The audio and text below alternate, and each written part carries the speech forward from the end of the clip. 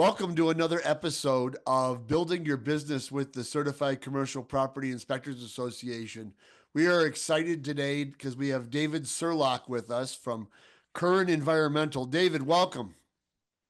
Hello to you too. Where are you located at, David?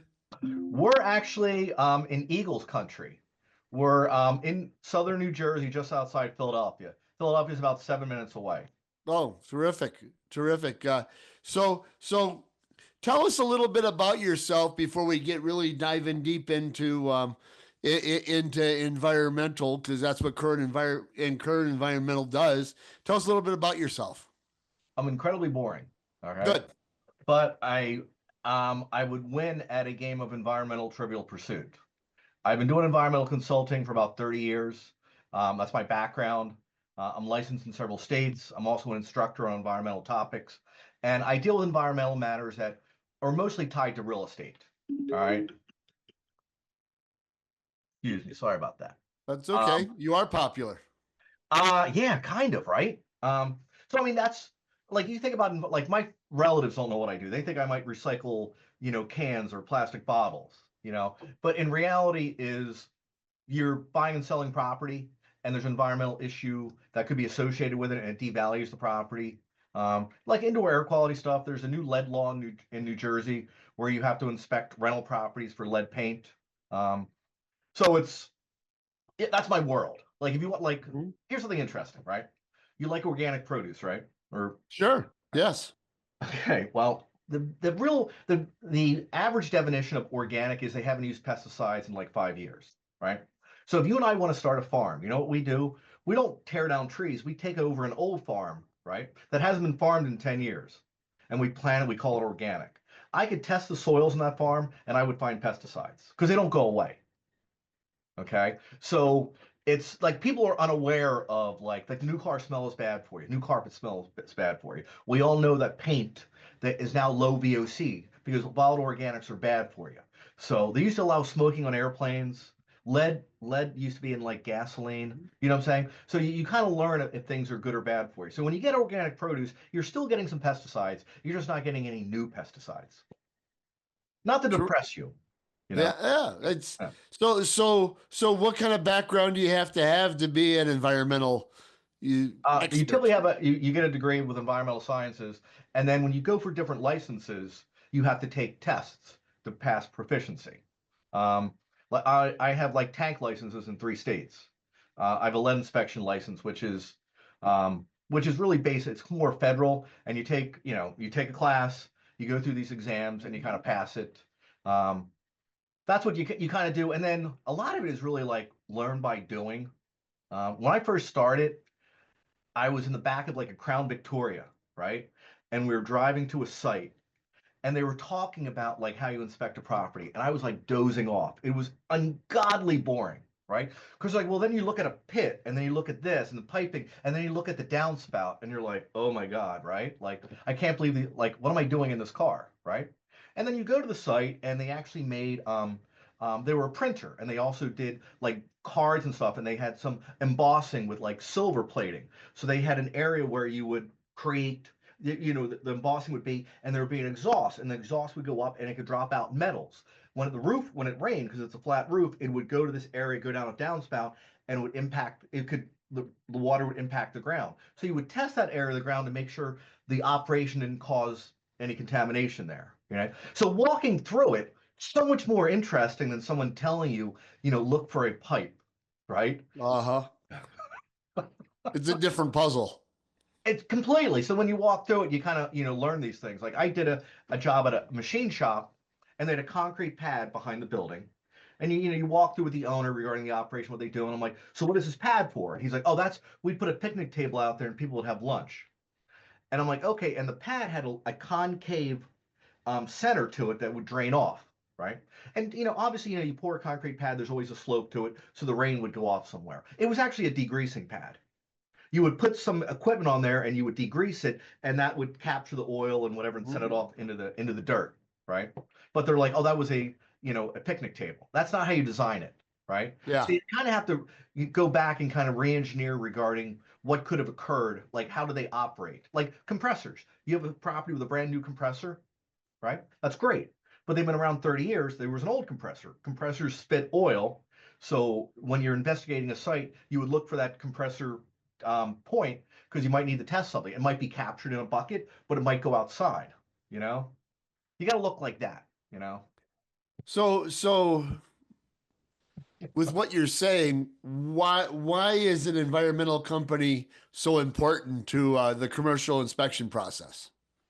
Well, if the aspect of people buying a commercial property Hmm. is it's say you and I are going to buy a property for $1 million, right? Well, and we're going to operate something like something innocuous. Okay. We're going to, fold boxes or do whatever. Okay. No big deal. The prior company, maybe they made circuit boards, they made something. So maybe they contaminated the property. So now we buy it. And the way the regulations are throughout the US is whoever owns the property owns the problem. Pollution, and like before the EPA was formed in the early 70s, you know what it was called? Pollution? No. It was called legal. It's what you did. You dump stuff in the ground, you bury drums. That's just, it was allowed to do it, right? So they realized that, you know what, we have to be able to get people to clean up these sites. So it's like if you own the property, you're at risk for any kind of prior liability associated with it, as well as anything you might cause to the property. Right? Is it fair? Completely not fair whatsoever. But that's just how it works. So you do the evaluation to make sure the property is not less valuable than what you're paying for it.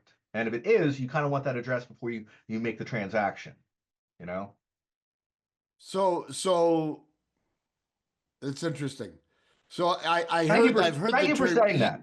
ESA phase one. What is that? Let me tell you, that's a great question. What do you think it is? I is it walking around? I don't know. That's why I Okay, asked. you know something funny? You could own 10 properties and not know what a phase one is. Okay. Okay, a phase one follows ASTM standards. ASTM is right out of Conshohocken, Pennsylvania. And you're evaluating a property going back, say, 100 years, looking at when it was developed, what operated there, and how could any of that contaminate the property. Okay. So it's basically it's research, a walking inspection of the property, interview with the owner. It's all research. It's step one, zero testing whatsoever. So you would do this to be like, is it a target rich environment to have to do testing, or is it like it's always been a church? Okay, it's always been vacant. Like the Philadelphia Zoo, right? In Philadelphia, we did a phase one for that. It was always a zoo. It was vacant land. It was always a zoo, because it was built on the outskirts of town. Now it's more like towards the, middle of Philadelphia. So you do the phase one to evaluate that, and you might test things to, going into phase two, phase three, which we'll discuss, to protect your interest in purchasing it. And phase ones are typically required by banks, right? Okay. Who do you think so you and I are buying a property, right? We have good credit, the bank's going to give us a loan, but the bank wants to get a phase one done. Who do you think the phase one protects? Well, it's got to be protecting the bank. That's exactly it. Yeah. 100%. You get an A plus, right? Everyone thinks it protects us. It protects the bank. They already know we have good credit, but if they find out there's a $250,000 problem on that property, you and I are going to be like, we're not going to. Let's walk away. Let's fold the Mhm. company, right? So it protects the bank, but everyone thinks it protects them, but it protects the bank. And you said 100 years. Yeah, yeah. That's, I mean, in in an urban environment, 100 years could be just about anything. Are No you, kidding. are you able to find records that go back 100 years? You basically buy database records from these companies, and it finds like there's old Sanborn maps, old topographical maps, aerial, Mhm. photographs, business directories, telephone directories. There's a paper trail out there, Okay. and you find that paper trail and you look at it, and the old aerials you don't really see, but you're like, okay, it's vacant. Then there was a structure on it. Then the structure got torn down. They built a bigger structure because things kind of moved out. So you kind of monitor that, and you look to the telephone directory, business directory, who operated there. Oh, they were a soap manufacturer, Okay. always soap, and then soap moved to something else. It's I mean it's kind of interesting because you don't realize. But if it was soap, wouldn't you worry about lyes and phosphates and things like that? You absolutely could, sure. Sure. And back in the day, a lot of people had like a gas tank to fill up the company vehicles. Mm-hmm. So you could have that. You could have heating oil. Again, you could have a compressor. Maybe use a solvent for something. Like I've done a lot of dry cleaners, but I've also done laundromats, right? And we had a laundromat where, obviously it's where you and I would go get laundry done, Mm-hmm. right? But at one point in time, they had someone there who would also do some dry cleaning, right? So, you might go there and they might dry clean, and that would cause like risk solvent. Or you go to a dry cleaner today, which all the dry cleaners are really going out of business because no one dresses nice anymore, right? But you go in and you're like, I went to a wedding and my shirt's all stained with pasta sauce. They're like, okay, no problem. They're gonna clean that up. They're gonna blot it, right? And then send it out to wherever they send it to, and it's gonna come back. Well, the solvents are heavier than water, so you could spill some of that stuff. It can go into the ground, it could contaminate the groundwater. But I've had it at a laundromat where, the people are like, well, it's a laundromat. And I said it was a laundromat 99% of the time, but it also did some dry cleaning, or else you wouldn't have Oh. these solvents. But I'm telling you this about I've been in a lot of dry cleaners. They all use Tide. They they use liquid That's Tide. They don't use Calgon. I always see that. So quite frankly, I always do my laundry in Tide. that's funny. Yeah. That's funny. So in this case, when you say that the phase one and what's the ESA stand for? Environmental site assessment. Environmental site assessment. Yeah. About how long does it take you to perform the site side, and then how long does it take you to perform the research side? Most phase ones can be done within 2 to 3 weeks. All right. And let me be problematic here. Let's say it's your property Mm-hmm. and my client's buying it, right? So you've signed the contract, we're ready to go on the property. Before I go on the property, I'm going to order my research. I'm going to put OPRA requests out to the town, the county, and the state to see if, maybe the fire department says, yeah, a car caught fire there. We had this there, Mm. right? So I do all that. And then I send you a questionnaire that hopefully you're going to answer honestly. And then I'm going to schedule a site inspection. And since you've worked there and owned it for 30 years, I really want to walk with you. Okay. Mhm. But you know what? You're smart. You go to Florida, right? And you send me your lackey to go walk through the property who doesn't know everything. So, I'd be like, well, when are you coming back? I'll put it off another week. Like, I can come out the same week you do the paperwork if I get everything back, but I kind of want to do it when you're there. But Mm. sometimes you just disappear and you don't want to do it. So I have to walk with someone. So typically within like 7 days of saying yes, you're doing the site inspection and then you're starting put the pieces of the puzzle together, you know? How easy is it to get the you said, all right, I put research out. I mean, how wide a swath is your research out going? Well, I mean, you do an OPRA request regarding like permits, discharges, this and that. In New Jersey, OPRA's open public record access, right? They all supposed to get back to you within 7 days. Okay. Okay. And nowadays, a lot of that you're doing it online, so you're sending it to them. And you might find out that the environmental agency in the state has 5,000 pages and we're like, whoa, we want to review that, right? Well, that's in storage, right? So it's like, Oh, when can you pull it from storage? Well, we can't get that. During COVID, it took like 6 weeks. They're like, well, we can't get it for 3 weeks, and it's like, well, we want to get that printed. We're gonna, it's $230. Make photocopies of it or put it on, scan it, and because we want that, because I want that added to my report. I want it to be thorough. You know what I'm saying? So you can say it's going to be done in 2 to 3 weeks, but then it takes longer because you're waiting for some access for something, you know? because you mentioned, oh, the fire department. I mean, it goes that wide. Yeah. Wow. I never imagined. I never imagined how wide and deep that pool is, just to gather simple information about a building. You wouldn't look. I have one. I'll just tell you two stories. Okay. I had a guy who had an apartment building, right? He owned it. He was going for a loan because he wanted to update it, right? Mm-hmm. Turns out it used to be a lumber, feed, and fuel yard. There was railroad tracks that came on the property, so he sold fuel. Like we're in the Northeast, so heating oil was Yeah. huge here, right?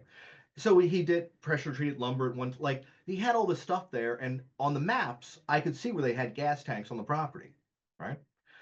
And the guy's like, "Oh my God, I had no idea." And I'm like, "Well, how did you buy it?" Right? Like, I always like to work for someone before they own it. And I felt Yeah. bad for the guy. And he's like, "Well, I just, I bought it. I didn't do any of this. It was apartments. I sold another apartment. I did a 1031 exchange and I did this." So he didn't really need bank financing per se. And he's like, "What would you do?" And I said, "I wouldn't do anything."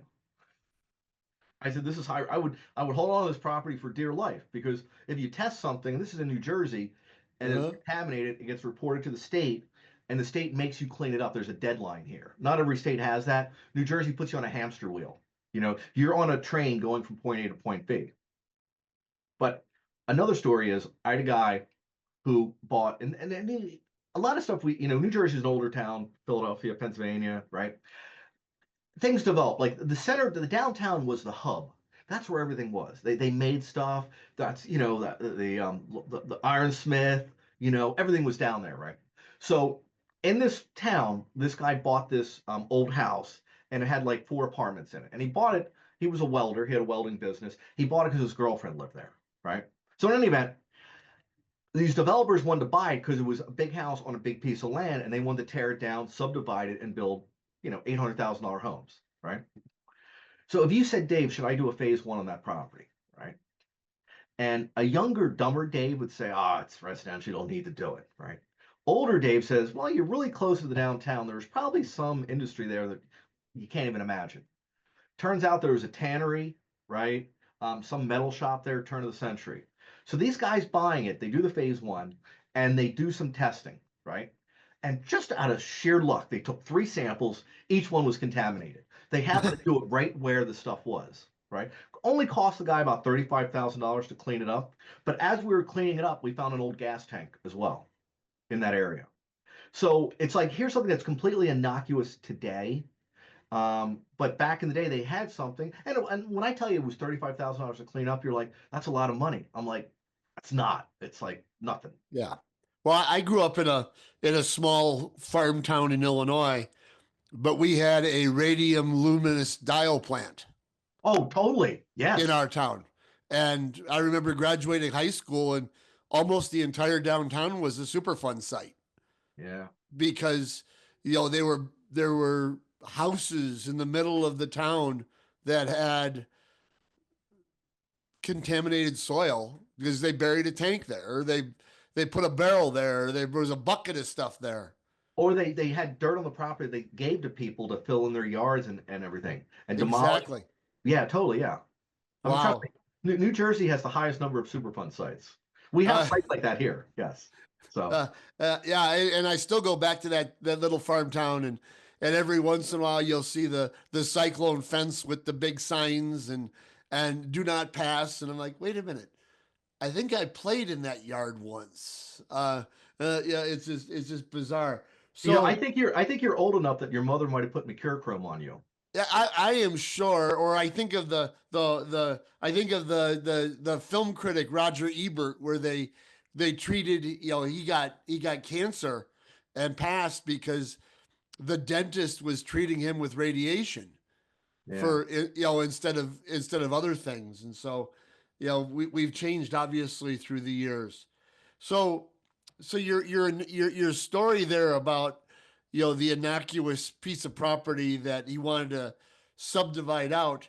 So that's really the importance of the phase one. It's it's making that determination: is that property viable or not property, correct? Or viable or not viable, When you correct? say viable, it's a matter of saying that, again, it's $1 million property that we're willing to agree on, but we're assuming everything's, okay with it. And, Hmm. you do your inspection, which, like, we would call like a property condition inspection. Like, people go on these Hmm. commercial properties, they inspect the roof, the HVAC, and say, "Well, this is so many years old, and that roof could be $50,000 to replace." So they assess what it's going to be, Yeah. their cost. Environmental is not so easily quantifiable. But you were like, okay, you have a $125,000 problem on the property, right? So are you still going to pay $1 million for it, right? Yeah. Ten And percent. you're going to be like, the bank's not going to give you the money. They're not going to give you $1 million, right? Because that has to be done. So basically, you have to kind of get the owner to do that, and you hope that they have the money. to do it. And just for the record too, there's plenty of properties you do this to, you don't find anything. Okay? Right. But you don't know, right? Like I have one right now where it was like a dealership for like ATVs. Yeah. And we work for a lot of banks, and the bank called me and said, Dave, this client, he's a longtime client of ours. He bought this dealership from a friend of his, right? And he paid cash for it, and now he wants us to give him a loan. He wants his money back, and then he's going to fix it up. He's like, do you think we should do a phase one? And I said, 100%, right? And they're like, well, they said it was pretty clean. So we go in there. There's like 6 areas we'd recommend doing testing, and there actually was a case number with the state, meaning there was a discharge on the property that's registered with the state that's still open, right? And did the guy's friend not remember this? Maybe. Did the guy know that these issues would be something we call them like recognized environmental conditions, like a rec, or an area of concern, something that would require testing? Did the guy selling it know that an environmental professional would call it that? Probably not. I had a guy used to make vinyl records in New Jersey, right? And there's a waste byproduct to it. And I'm like, what'd you do with the waste? He's like, oh, I put it into a dry well. I'm like, this is a while ago. I'm like, what's a dry well? It's right here. I said, that's a hole in the ground. Yeah, it's a dry well. You put it in, liquid, goes dry. It's like, oh, okay. It's not good. Is there a line? Do you ever pump it out? He's like, you don't need to pump it out. It always goes dry. So you're really saying the bank orders these, and just about any property the bank is going to try to write paper on is probably a candidate to do an assessment on.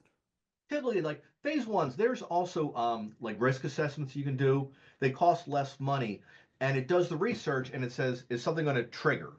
Okay, like some banks, and all banks are different. Okay, Yeah. you might have some bank in somewhere, and they're like, oh, we view this property as low risk, or it's under $1 million. We're not going to do it. Okay, I'm in the Northeast where it's so much more, but we review between 50 and like 125 Canadian phase ones every month. We review them for for these banks, and we review it to see we agree with other people's findings. So I mean, I get to review reports from other states, from other environmental consultants, and this office does. And you see what other people are doing, and you do it to protect it because you just don't know. And typically, what happens is a bank gets burned somewhere. We were very well-known bank around here, who was expanding aggressively, and they actually bought a property that used to be a dry cleaner. Cost them over $1 million to clean it up. Okay, and this was a bank, right? So they learned that they put their hand in the lion's mouth and they got bit. They didn't get bit on the other 220 properties, but that bit them. So they're like, all right, we need to be a little more cautious, moving ahead. Okay. Yeah. So And just tell you another thing about like phase ones in this is you and I are looking for a property, and like anyone in real estate, we're looking at 20 properties, right? yeah. We finally found the property we want. We negotiate, we come up with this $1 million number for this property. We're going to do great things there, right? And then we go to the bank, and the bank say, yeah, we'll do the phase one. You're like, oh, I got to do environmental, but hold on, I'm making settlement in 3 weeks. Well, you may not. Yeah. You do the phase one, and we're like, hey, it's all clear, no testing involved. You're happy, right? But we're like, oh no, we have to do some testing. This used to have some chemical storage here, or there's some tanks, or we have to do testing. And I'm like, you're not going to make that 3-week settlement. That settlement was made before you did any environmental. So now everything needs to kind of be pushed back, and everyone's like hot and heavy. They want to get everything done, and it's like doesn't work. As I remember, we bought a building back in the late '90s for our inspection company, and our bank did a phase one, Yeah, and it came back with 9-inch floor tiles. asbestos tile. Yeah, sure. Yeah, yep. And underneath the stairs in the basement, not around the whole basement, just in a closet. And then they made us take a tank out of the yard because we had an old fuel oil tank. So Those are very 20 common. grand. I mean, just Yeah, so like for asbestos, you're basically saying it's an operations and maintenance if it's in good condition, no yeah, harm, no foul. But if you're going to renovate, you should be aware that you're going to be spending extra money. Like you and I aren't going to remove that asbestos flooring. you're going to Right. hire someone to do it. Yeah. Right. Yeah. So I just remember that was a stick in our bicycle spokes of okay, we thought we were going to get in. Now we're put off another month. Right. Because first, we had to have it all tested, and then we had to have it removed, and it all had to be removed before we could even put clothes on the property, or put a nail to a piece of wood. It was You're right. It was a It's lot of extra work. it's an expense, and they're just, there are some people who call us, and I want to hug them. They're like, I'm going to sell my property in 3 months. I was advised Ah, by my attorney to do a phase one, right? Because you do the wow. phase one, you address this, and it becomes a little more marketable. Okay. But it's also you're coming up with these problems. Some people, like, I've had deals fall apart because the owner doesn't want a phase one done. Yeah, They don't want any testing done. yeah. That's interesting. The proactive versus reactive approach, especially in a down real estate market, that could really make your property a lot more enticing. It can, and it's a lot of times like corner properties are more valuable. Okay, Yeah. corner properties historically could have been gas station, right? So Uh, it's like, people like, oh, it was a gas station, like on a blip, like something funny, not even funny, I guess, but there used to be gas stations everywhere, right? And then we had World War II, and you and I go to war and we get killed, right? And our wives are like, I don't want to run this gas station. Let's stop this, uh, right? So it was a gas station for like 10 years, right? Or you and I, we've survived. We made it through. We're back, right? And it's like we're working on a car. It's like, oh, someone needs to fill up. Can you go do that? It's like, let's stop selling this gas. This gas sucks, right? yeah. So it was a blip in time. And then so it's like you go in there, you test.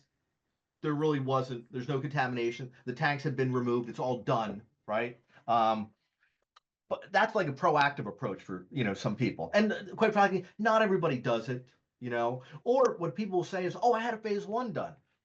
Great. That's great. Can we get a copy of it? Oh, I can't find it. Right? And I'm like, if it doesn't exist, right, right. I said, if it doesn't exist, like, to me, it doesn't exist unless I can, so I can print it out, So who can perform these types of tests? There's a definite, well, the research, the phase one, you have to be an environmental professional, meaning you have to have so many years of experience to Mhm. do it. So when I started out, I had to be trained to go through the steps, and you go with people and you learn what things, look like. Like Mhm. AT&T used to have a finance company. Like AT&T used to give loans. You don't realize that, right? So to meet that standard, you have to have some experience to do it. And there's some like tribal areas. There's all different definitions, but you have to have a background. You can't just say, "Hey, I'm going to do this," right? Okay. Right. So you kind of go somewhere, you work under somebody's wing, and you learn, and then you kind of develop it, and you really get better over time. And you get a little cynical, Uh-huh. because people are like, "What do you think?" And I'm like, I don't want to put my foot in my mouth. I said, I need to do it. You're asking me like who's gonna win the Super Bowl? Like it's a prediction, but I'm like, I have a chance of getting it wrong. So let's just go forward with it, you know? And because I'm like, dude, you called me. I said, I didn't call you. Like, you want to get this done? I don't know. Obviously, it's a good idea. Do I think it's a good idea? It is. Do I think you're gonna sell to someone and they're not going to do it? I mean, maybe if they don't speak English and they have a suitcase full of money, very probable. But I said, in my universe, I don't come across that, you know? But I mean, I do come across people who have owned properties for 30 years, Yeah. 20, and now they're selling it and they never did a phase one. So when you were brilliant in saying the phase one protects the bank, because it really does. That's why they're doing it. Otherwise, our attorney would be like, well, you know what? Our rich uncles just gave us this money. They died, right? And we're going to buy the property with it. We don't need a bank loan. But our attorney would be like, you really should do a phase one because it's going to protect you and me, you know? That's and now do you have to have a license to perform these? No, there's no licensing. So it's just more of a matter of convention that through the years it's evolved to you kind of apprentice, you become knowledgeable, then you become known, and then you do them. Basically, yes. And you get better with time. Yeah. And Oh, quite frankly, a lot of times phase ones are kind of money losers because you're basically taking someone with 20 years experience who should be billable at a higher rate to do it, where you may want to send someone with less experience who gets paid less, but they don't do as good of a job. you know? Uh-huh. So it's like we're all old here, right? Yeah. So it's like we've just been burned on it. But people do phase ones knowing that there's going to high probability of doing a phase two, which is testing, which we can kind of roll Yeah, into. that's what I wanted to, because you had mentioned phase two and I think you said phase three earlier. I What did. are they? Okay. Phase one is research. Yep. Phase two is testing based on the research saying, like with your property, right? Let's Yep. just say, yeah, when you were buying that, you're not sure if that's the put this way. I guarantee they tested that tile to know it's asbestos, right? Right. But maybe they had a map or some record that there's an underground tank, right? So you might test to see if the tank is still there, or if it's removed, do soil borings to see if there's contamination. So it would be testing based on the findings of the phase one, right? So you do phase one research, phase two testing, and as you slide into phase three, let's say that tank was still there, right? You Okay. remove it, it leaked, you have to dig up the contamination. That is phase three. Okay. But again, let's say with our style, right? We want to buy this property for $1 million. Bank does this, and they find some areas that need to have testing done. And it's $1 million property, so it's a big property. And the phase two is going to cost $10,000. Right. And the bank's like, well, do you guys want to pay $10,000? And we don't even own it yet, right? Yeah. So it's like now you got to get fancy. Like, do you tell the owner to do it? And do you think the owner wants to spend $10,000 because they might get a good result, bad result, right? So you almost have to be like, look, split it, right? Best case, we don't really find anything, or it's correctable and you can address it. Worst case, there's stuff there. You and I aren't going to buy it. We're not foolish, but at least now the owner owns that and they have that and they can share with someone else, or they can decide to address it later on. Because when you get bad news, you're like, you know, Right. when you go to the mechanic, you're like, oh, I know I'm going to get screwed here, right? Yeah. Yeah. Um, That's interesting because you would think it'd be a little bit more cut and dry with disclosure and things like that, but that's not true. I assume, I mean, I don't want to be cynical. I assume everyone's lying to me Okay. because I'm working for my client. I'm trying to protect them. So I assume that people are lying. Um, and then, I'm like, the saying trust but verify, I have to say, look, I did like three lumber yards for a bank, right? And you interviewing the owner, I'm like, did you ever like sell any paint? Pressure treated wood? No, never did that. Really? This Yeah. was like in the 90s. Like, it seems highly unlikely. I said, how did you fuel your vehicles? Oh, we would go to the gas station down the street. Well, can I tell you, we found an old newspaper ad, right? You can find those at libraries. They Yeah. sold pressure treated wood, they sold paints. So it's like, just tell me, right? Right. And it turns out they had a gas tank. They had removed the piping and everything, but there's typically explosion proof wiring, right? So you kind of know what the piping looks like. And I'm like, that's a tank right there. Like they might have cut off the pipe below grade, like cut it off and asphalted over it, but I'm like, clearly that's a pump island, And I also have a Sanborn map that shows a gas tank right here, you know. So I mean, Wow. people do that because they're trying to, save themselves, but it's like they don't think you're going to find anything, No, and some people are very, very honest. Some people have no idea, you know. That's it's so you're saying um the phase two tests when you do your testing, what extent of the testing are you doing? Soil samples? Are you doing? I mean, when we think of testing, I think of mold swabs and and air bulk air samples. What kind of samples are you taking? Sure, I'll give you a great example. There's an Amazon warehouse that's being built in this area that there isn't one. And apparently when you build an Amazon warehouse, the real estate goes up, the value, right? Yeah, So there's a old bar on this corner. It's a rather large property, and they're gonna sell the liquor licenses. They're valuable in New Jersey, and this land is gonna be part of some other parcels for a bigger development. Well, um, there is someone, you do a phase one, and you're like, there's a plume of contamination from the gas station across the street, right? And we think this property could have been a gas station at one time, but because it's kind of rural, right? We don't really have some of the historical stuff we want, right? So we said, you know what, we want to do a geophysical survey, a ground penetrating radar survey. So we do the survey, and we find some tanks, right? Find some tanks by the road, which could have been the old gas station that they covered over, and we found like an old septic on the property, as well as like an old heating oil tank, right?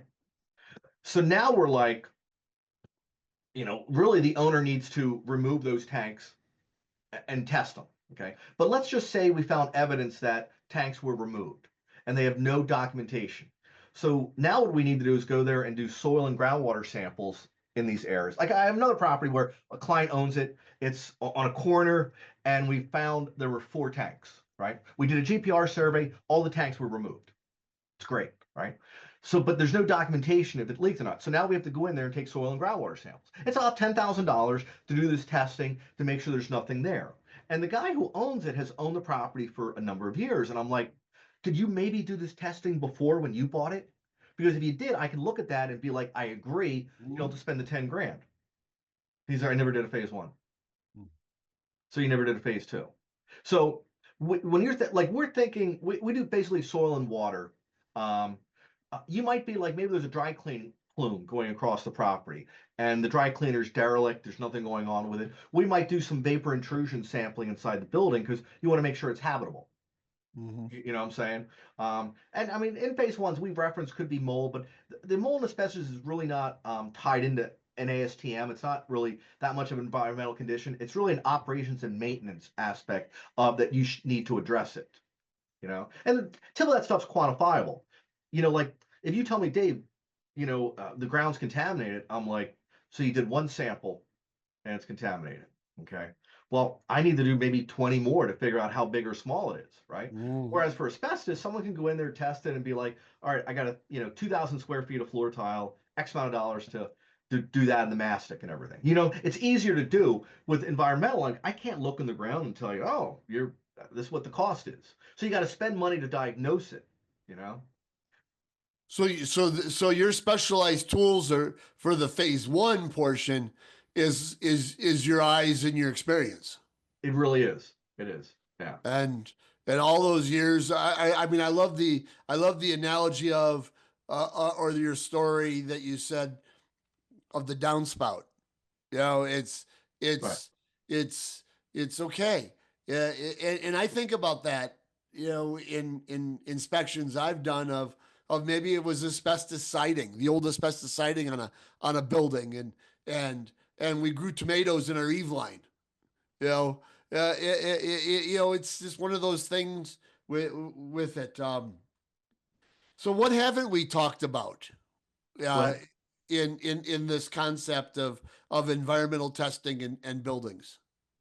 the issues for a lot of people is they don't realize the phase 1 can take a couple of weeks because they typically call us and be like, even if the bank's not involved or the bank's not saying it, their attorney, someone's giving them some advice to do it to protect them. Sometimes even the real estate people will do it because they don't want to get sued later on, And typically phase 1 averages like $2,000 plus or minus, depending on the size of the property, the amount of effort that needs to go into it.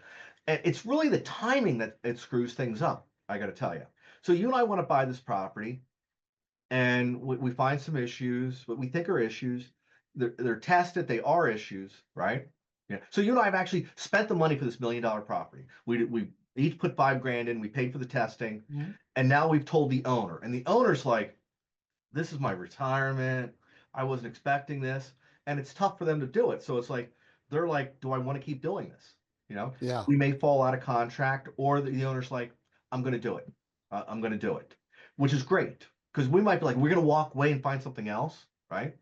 No, we're going to wait, but it could take months and months to do. I have one right now. It's a very large property, and people had a concrete plant there. Okay. Oh. And the guy built a house next door. It looks like, Gone with the Wind, right? But this property at one time used to be a farm, right? So in New Jersey, we do farm field investigations where you sample, the soil, and we have found areas of high levels of pesticides. Also for the concrete plant, there's a pit inside that they used to, do some service work. There's some oil, there's a tank. So there's a few things that need to be remediated, maybe $25,000, right? But the farm, we keep finding this. And this has been going on since August. And we're doing this podcast in March. Mm-hmm. right? Because the owner has to be like, well, I wasn't like they're realizing what a slow process it is. So I mean, it could be going on a year before it's all addressed, right?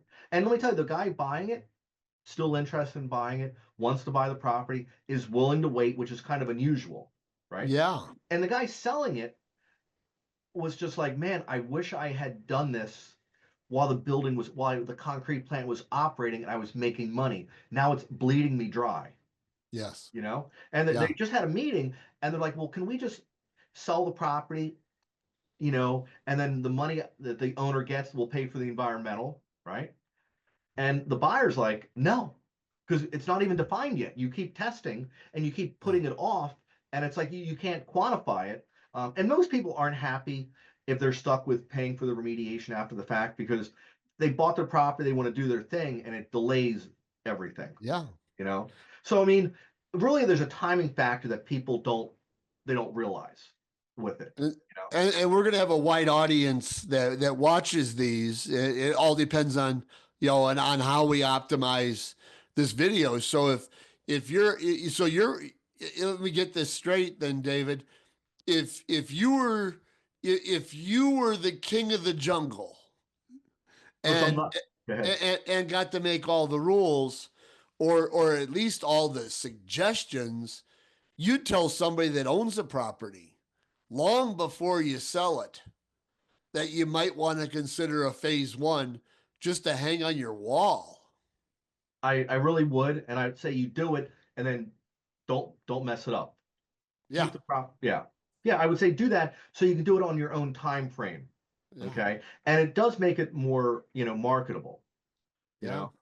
I mean, I love the idea you said of boy, I wish I wish I was still making concrete because I could put this in my budget of I'll clean this up, rather than bleeding it dry. I think that's sage advice.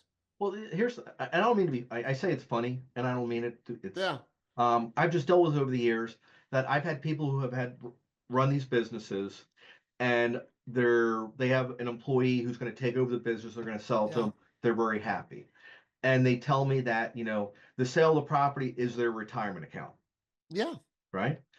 And I actually had one person who wrote us a check and said that it was the children's inheritance was in the memo section, which, to be Mm-hmm. honest with you, doesn't make me feel good. Okay, and people get mad, and I'm like, it's not me. Okay, Yeah. I didn't cause this. Somewhere along the lines, you had a professional who gave you the wrong advice or didn't tell you about this, and people Mm-hmm. don't think about it because you know what? I'm sure you recycle, right? Oh yeah, Tell you, absolutely. no one thinks that they're really bad. Okay. But let me tell you, when I travel, just for the record, I bring a Yeti with me. So when Yeah. I get coffee, I bring a reusable water bottle. I'm going to Arizona tomorrow. After I go through security, I'm going to fill the water bottle up. Yeah. So I try to cut my carbon footprint, but people don't think of themselves as polluters per se. And I'm not saying they are, I'm saying the regulations are rather strict and unfair, and they're Mm-hmm. liable for it. So you do that ahead of time to get it done. And there's a lot of real estate people, a lot of attorneys who give that same advice, you know. But some attorneys are like, don't admit to anything, don't do any Yeah. testing. Let's cross our fingers and see what happens. And it seems kind of yes. See, no, which does that happen? It's I know it happened years ago. Yeah. And again, the one guy who had a friend and he bought this dealership, then he goes to the bank. Like, I'm sure there's deals that happen that I don't see.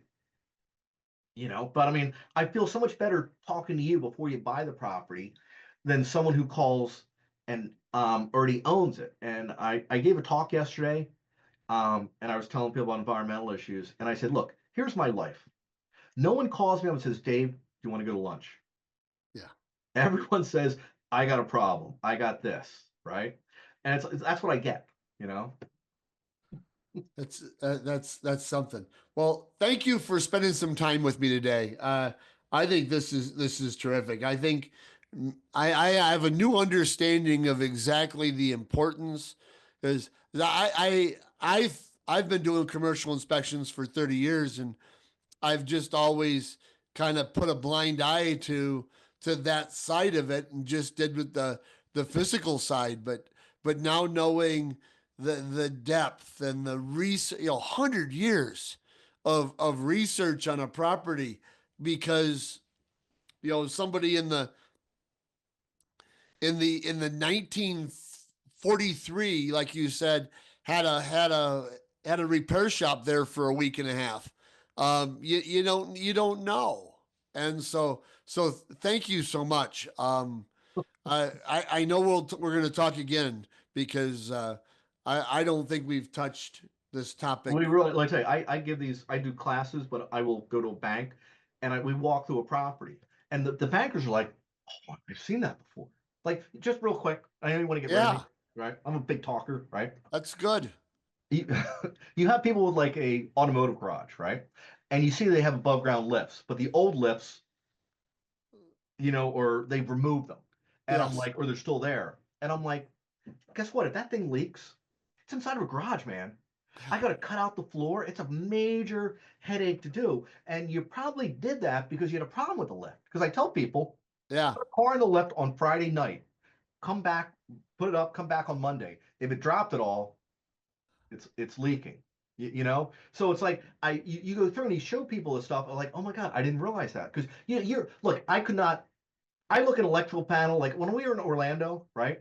I was doing a class, but the class next door was packed, and I'm like, what is this amazing class? It was advanced deck inspection, and I was like, man, I would have no idea, right? And I kind of wanted to sit through a little bit of just be like, what do you see that I can't see, right? Yeah.